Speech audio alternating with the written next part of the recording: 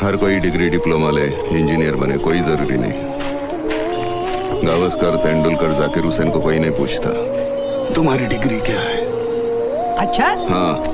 और तुझे किस गधे ने कहा कि तू उनके जैसा बनेगा? गधे ने नहीं, जिंदगी ने किसी के कान में कहा जा तू क्रिकेट खेलेगा, वो तेंदुलकर बन गया। किसी को कहा जा तू तबला बजाएगा, वो जाकिर बन गया। वैसे ही जिंदगी ने मेरे कान में कहा मल्हार तू कलाकार बनेगा, नाटक के से और दूसरा कुछ नहीं कर पाएगा। वैसे आप ही की क्या सारे समाज की सोच सड़ चुकी है।